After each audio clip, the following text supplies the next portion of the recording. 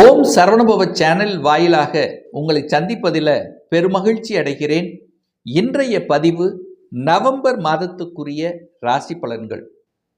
இந்த நவம்பர் மாதத்தினுடைய கிரக நிலைகளை பார்க்கும் பொழுது குரு பகவான் இப்போ அதிசாரமாக கடகத்தில் உச்ச பலத்தோட வலிமையாக அமர்ந்திருக்கார். அந்த உச்ச பலத்தோடு இருக்கக்கூடிய குரு பகவான் பார்வை பார்த்தீங்கன்னா செவ்வாயின் மீது பதிகிறது. ஆட்சி பலம் மிக்க செவ்வாயின் மீதும் புதன் பகவான் மீதும் சனி பகவானுடைய பார்வையில் சனி பகவான் மீதும் பதிகிறது. இது ஒரு நல்ல அமைப்பு. இந்த நவம்பர் மாதம் 16க்கு அப்புறம் அந்த குருவினுடைய பார்வை சூரியன் மீதும் பதிகிறது. அப்போ செவ்வாய் புதன் எங்க அமர்ந்திருக்காருன்னா விருச்சிகத்தில் அமர்ந்திருக்கு. சனி பகவான் மீனமனையில, ராகு பகவான் கும்பத்தில், கேது பகவான் சிம்மத்தில், சுக்கிர பகவான் துலாம் மனையில் ஆட்சி பலத்தோட ஸ்ட்ராங்கா இருக்கார். இதுதான் கிரக அமைப்பு. இந்த கிரக அமைப்புகளின் மூலமாக இந்த நவம்பர் மாதம் எதை செய்யலாம், எதை செய்யக்கூடாது, என்ன மாதிரி பலன்கள், எப்படி இருக்க போகுது என்பதை பற்றி 12 ராசிகளுக்கும் டீட்டெயிலாக தனித்தனியே நம்ம பார்க்க போகிறோம். அதற்கு முன்னால் நம்மளுடைய சேனலை நீங்கள் ஃபர்ஸ்ட் டைம் பார்ப்பவர்கள் என்றால் மறக்காம சப்ஸ்கிரைப் பண்ணிக்கிங்க. சிம்ம ராசி அன்பர்களே, இந்த நவம்பர் மாதம் என்ன பலன் எப்படி இருக்கும் அப்படின்னு பார்க்கும் பொழுது உங்கள் ராசி அதிபதியாக இருக்கக்கூடிய சூரிய பகவான் இப்போ 3ஆம் இடத்துல முயற்சி ஸ்தானத்தில் அமர்ந்து கொண்டு நீச்சத்தன்மையில் இருக்கார். ஆனால் நீச்சம் என்றாலும் நீச்ச பங்கமாக இருப்பது நல்ல தன்மை தான். அப்போ ராசிநாதன் நல்லா இருக்காருன்னு தான் அர்த்தம். உங்கள் ராசியில் கேது உட்கார்ந்துருக்கார். ஞானத்தை கொடுக்கக்கூடிய ஒரு கிரகம் அங்கே உட்கார்ந்துருக்கார். உள்ளார்ந்த தன்மைகளை கொடுக்க, அப்போ உள்ளுணர்வு என்ன சொல்லுதோ அதை செய்யுங்க. அதே சமயத்தில் உங்களுக்கு 8ஆம் இடத்துல சனி இருக்கும்போது அஷ்டம சனி நடந்துட்டு இருக்கு. ஸோ ஒரு மாதிரியான இனம் புரியாத சில கவலைகள் உங்களுக்கு தொட்டு இருக்கும். என்னதான் நல்லது பண்ணாலும், என்னதான் நல்லது எல்லாமே இருந்தும் எல்லாமே இல்லாத மாதிரி ஒரு எண்ணத்தை கொடுத்து கொண்டு மனதளவில் சில ஒரு சாட்டிஸ்ஃபேக்ஷன் இல்லாத தன்மையை இந்த சிம்மத்துக்கு ஏற்படுத்தி கொண்டு இருக்கும். ஆனால் இந்த மாதம் பாருங்க, குரு பகவான் உச்சபலத்தோட அதிசாரமாக கடகத்தில் அமர்ந்து கொண்டு 8ஆம் இடத்தை சனியை பார்க்குது. அப்போ அஷ்டம சனியால், இந்த சனியால் தொந்தரவு ஒரு பிரச்சனை கொடுத்து கொண்டிருந்த விஷயங்கள் இப்போ அது மாறப்போகிறது அப்படின்னு அர்த்தம். அப்போ சில சங்கடங்களை கொடுத்து கொண்டிருந்த சிம்மத்துக்கு அந்த சங்கடத்திலிருந்து விலக்கு கிடைக்கக்கூடிய ஒரு நல்ல மாதம் தான் இந்த நவம்பர் மாதம் அப்படின்னு நம்ம எடுத்துக்கலாம். இந்த நவம்பர் மாதம் 16ஆம் தேதியில் பார்த்தீங்கன்னா 3ஆம் இடத்துல முயற்சி ஸ்தானத்தில் சூரியன் நீச்சபங்கமாக இருந்த சூரியன் 4ஆம் இடமான சுகஸ்தானத்தில் அந்த குருவின் பார்வை பெறுவது இன்னும் சூப்பரான அமைப்பு. அப்போ ராசிநாதன் நல்லா இருக்க போகுதுன்னு அர்த்தம். சங்கடங்களை தீர்க்கக்கூடிய, மனதில் கஷ்டங்கள்லேருந்து விலக்கு கொடுக்கக்கூடிய, ஒரு சாட்டிஸ்ஃபேக்ஷன் இருக்கக்கூடிய, அதாவது எப்படி ரொம்ப ஒரு மாதிரி தன்மையில், அதாவது தடைகள் கொடுத்து நான் நடக்கணும்னு நினைக்கிறேன் ஆனால் ஏதோ ஒரு தடை இருக்குது அப்படின்னு கொஞ்சம் சோர்ந்து போயிருப்பீங்கள்ல, அந்த சோர்வையெல்லாம் நீக்கிவிட்டு ஒரு தன்னம்பிக்கை கொடுக்கக்கூடிய ஒரு மாதமாக இந்த நவம்பர் மாதம் அமையப்பெறுகிறது இந்த சிம்மராசி அன்பர்களுக்கு. பண ரீதியில் ஏதாவது ஒரு பிரச்சனை வந்துருமா சிம்மத்துக்கு அப்படின்னா நிச்சயமாக இல்லை. பண ரீதியில் பிரச்சனை கொடுக்கக்கூடிய அமைப்பு இந்த நவம்பர் மாதம் இல்லை. என 2ஆம் அதிபதியாக இருக்கக்கூடிய புதன் பகவான் 4ஆம் இடத்துல போய் சுகஸ்தானத்தில் போய் அமர்ந்திருக்கார். 4ல் போய் அமர்ந்திருந்து, அதாவது தனக்கு 3ஆம் இடத்துல போய் உட்கார்ந்துருக்கிறது ஒரு நல்ல அமைப்பு தான். அதுவும் இன்னொரு ப்ளஸ் பாயிண்ட்டு, தனக்காரக கிரகமான குரு பகவான் உச்ச பலத்தோடு அமர்ந்து கொண்டு தனது 5ஆம் பார்வையாக அந்த புதனை பார்க்குது. அப்போ கண்டிப்பாக பொருளாதாரத்தில் எந்த ஒரு குறையும் ஏற்படுத்த போவது இல்லை. குடும்பத்தில் சின்ன சின்ன ஒரு கருத்து வேறுபாடு, சின்ன சின்ன ஒரு கஷ்டங்கள் இருந்தாலும் அதை தீர்க்கக்கூடிய ஒரு மாதமாகத்தான் இந்த நவம்பர் மாதம் இருக்குமே தவிர அதை வளர்க்கக்கூடிய மாதமாக நிச்சயமாக இல்லை. அப்போ கஷ்டங்கள், குடும்ப கஷ்டங்கள் தீர்க்கக்கூடிய ஒரு மாதம், பண பிரச்சனைகளை தீர்க்கக்கூடிய ஒரு மாதம், உங்கள் வாக்கால் இருந்து வந்த பிரச்சனைகளை தீர்க்கக்கூடிய, அதாவது ஒரு வாக்கு கொடுத்து அது நடக்கலை அப்படின்னு சோர்ந்திருப்பீங்க பாருங்க, அதெல்லாம் இப்போ செயல்படுத்தக்கூடிய ஒரு மாதமாக இந்த சிம்மத்துக்கு அமையப்பெறும். 3ஆம் அதிபதியாக இருக்கக்கூடிய சுக்கிர பகவான் 3ஆம் இடத்திலேயே ஆட்சி பலத்தோட ஸ்ட்ராங்காக இருக்கக்கூடிய ஒரு மாதம்.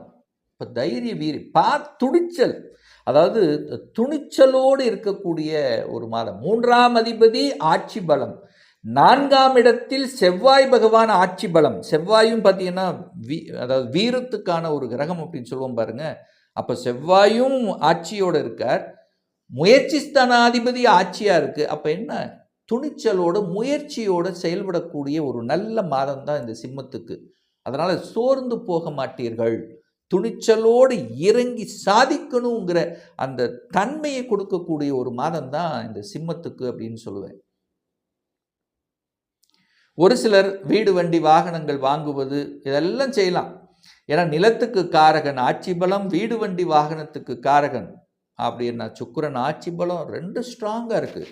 அப்போ இடம், நிலம், வீடு, வண்டி, வாகனம் இதெல்லாம் இந்த சுகத்தை பெருக்கி கொள்ளக்கூடிய அமைப்புகள் உள்ள ஒரு மாதம் தான் இந்த நவம்பர் மாதம்.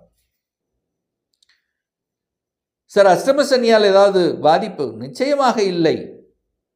குரு சனியை பார்த்துடுறார், பெருசாக ஒன்றும் பாதிக்காது, பயப்பட வேண்டிய அவசியம் இல்லை. துணிச்சலோடு செயல்படக்கூடிய ஒரு நல்ல மாதம் தான், இறங்கி அடிக்கலாம் இந்த மாதம். என்ன கொஞ்சம் யோசிக்கணும், இது நன்மையா தப்பா, இது போன நமக்கு பலன் உண்டா இல்லையா. ஏன்னா கேது உங்கள் ராசியில் உட்கார்ந்துருக்கார்ல, ஒரு ஞானத்தை கொடுப்பார். அப்போ யோசிக்கணும், உள்மனது எப்படி, அந்த உள் மனசோடு செய்யக்கூடிய சில விஷயங்கள் சக்சஸ் கொடுக்கும். 5ஆம் அதிபதி 12இல் உட்கார்ந்துருக்கு, 5க்குரியவன் 12ஆம் இடத்தில் உச்ச பலத்தோடு இருக்கு. குழந்தைகள் வெளிநாட்டுக்கு செல்வார்கள். வெளிநாடுன்னு மட்டும் எடுத்துக்க வேண்டாம், வெளி மாநிலம், வெளியூர், அங்கே போய் படிக்கக்கூடிய அமைப்பு நிறைய. இந்த சிம்மராசி என்பர்களுக்கு பார்த்தீங்கன்னா, இந்த குழந்தைகள் ஒரு டிகிரி முடிச்சாச்சுன்னா இன்னொரு பிஜியாவது ஏதாவது ஒன்று வெளியில் போய் படிக்கணுங்கிற எண்ணங்கள் ஆழமாக தோற்றுவிக்கப்படும். ஒரு சிலர் நான் வெளிநாட்டில் போய் எம்எஸ் படிக்கணும், வெளிநாட்டில் போய் அதை படிக்கணும், இல்லைன்னா ஸ்டேட் விட்டு ஸ்டேட் மாறி போய் படிப்பாங்க. இப்போ +2 முடிச்சுட்டு இருக்காங்கன்னா தன்னுடைய டிஸ்ட்ரிக்டை விட்டு அதர் டிஸ்ட்ரிக்டில் போய் படிக்கணுங்கிற ஆர்வங்கள் அதிகமாக இந்த சிம்மத்துக்கு ஏற்படுத்தும். நல்லா படிப்பாங்களா? நல்லா படிப்பாங்க. என்ன மனதில் மட்டும் அந்த ஒரு ஆசிலேஷனுங்கிறது சிம்மத்துக்கு இருக்கும். ஆனால் அந்த முயற்சியை மட்டும் கைவிடக்கூடாது, அவ்வளோதான். ஏன்னா மனசு மட்டும்தான். இந்த அஷ்டமசனி நடக்கும்போது என்ன ஆகும்னா, மனம் மட்டும் எங்கேயோ ஒரு இடத்துல சிக்கி கொண்டு ஏதோ இது நடக்குமா நடக்காதா, நடக்குமா நடக்காதா, இந்த மாதிரியான ஒரு நெகட்டிவ் உணர்வுகளை விதைக்கும். அந்த நெகட்டிவ்க்குள்ளே போகக்கூடாது, அவ்வளோதான். சிம்மராசி என்பவர்கள் பாசிட்டிவ் விஷயம் மட்டும்தான் எடுத்துக்கணும்.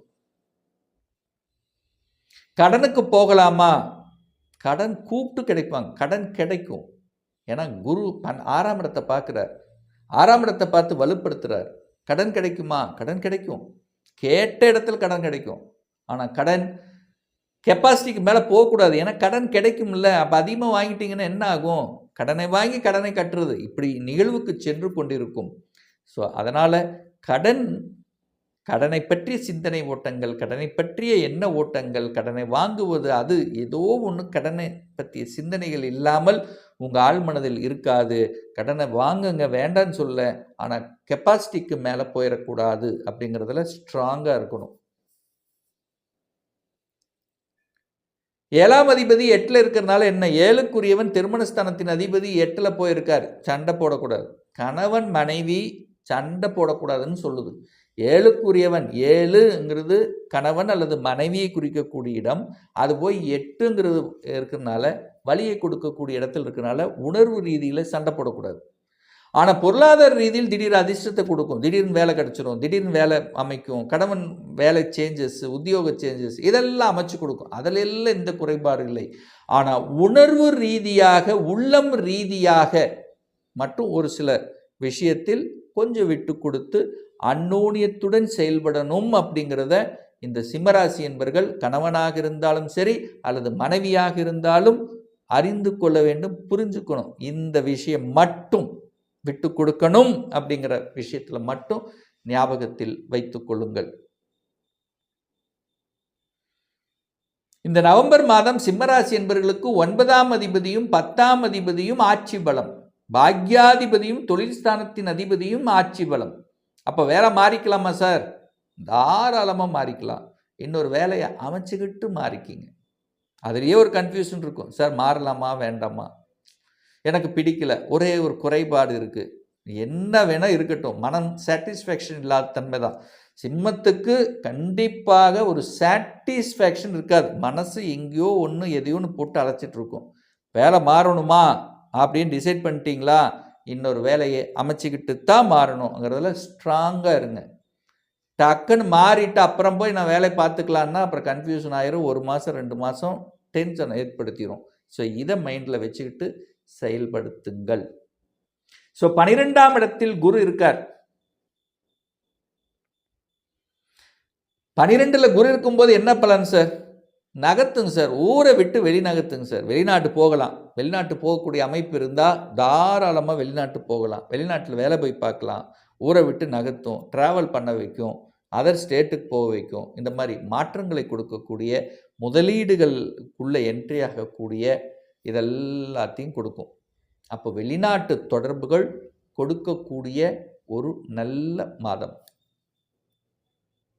ஒரு நல்ல தெய்வ வழிபாடு இந்த சிம்மராசி என்பர்கள் அப்படின்னு எடுத்துட்டிங்கன்னா, டெய்லியும் வழிபடக்கூடிய தெய்வம். ஏன்னா உங்கள் ராசியிலே கேது இருக்கார் அல்லவா, அந்த கேது ஞானக்காரகனான கேது இருக்கிறதுனால விநாயகரை நீங்கள் வீட்டை விட்டு கிளம்பும்போது உங்கள் பக்கத்து வீடு பக்கத்தில் இருக்கக்கூடிய விநாயகரை டெய்லி நீங்கள் வழிபாடு எடுத்துக்கொண்டு சென்றாலே உங்கள் காரியங்கள் ஜெயமாகும். உங்கள் மனசு, எண்ணம், செயல், சிந்தனைகள் சிறப்பு பெறும்ங்கிறதுல எந்தவித மாற்று கருத்தும் கிடையாது.